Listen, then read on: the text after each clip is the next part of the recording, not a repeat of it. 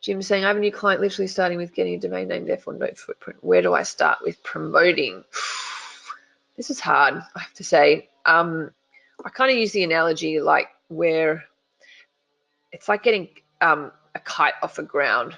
I was doing it with my kids a few weeks ago where, you know, it's quite hard to get a kite to get initial lift off the ground. You're trying to get some initial wind under its wings and get off the air. But once the kite is currently in the air, flying the kite's quite easy, because this is what I found with my kids. I could hand over the strings to them when it was in the air and they could fly it. But as soon as it went down to the ground, it was really hard to get off the ground. And I kind of feel like it's the same with a brand new business and domain where there's no remarketing traffic, there's no database, there's no page likes, etc. So, Jim, to answer your question, the question is it really depends. It depends on what industry they're in. Do you think it's a kind of social media thing where you can just like start writing some content and boosting some posts to try and generate some traffic? Is it an AdWords thing? It's kind of impossible to answer with not really knowing a little bit about the client and the industry they're in. Can you kind of give me a bit more info?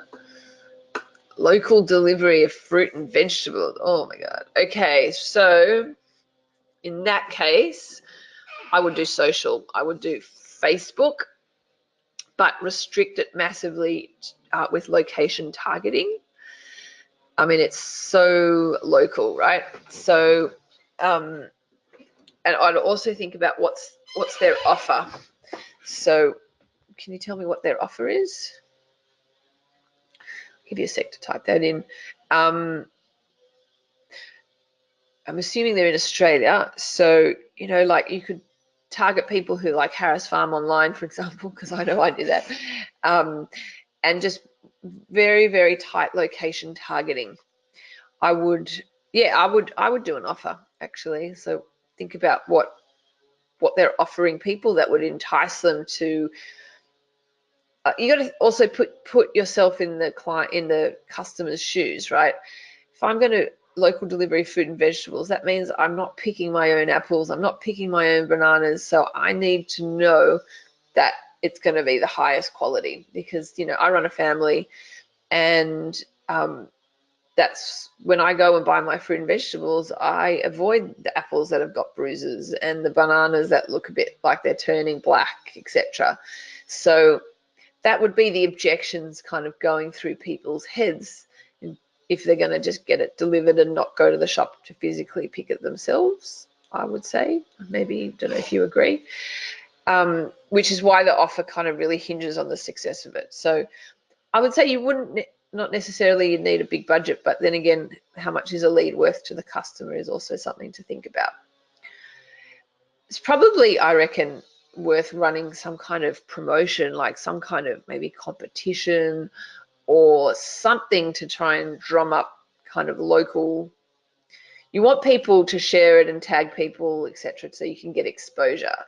So maybe they have some kind of, as I said, competition or promotion or something where to try and just build awareness.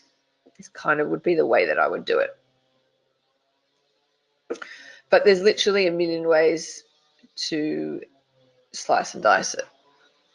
Here on the Gold Coast, we plan 30-kilometre radius. 30 kilometres, I think that's a bit big.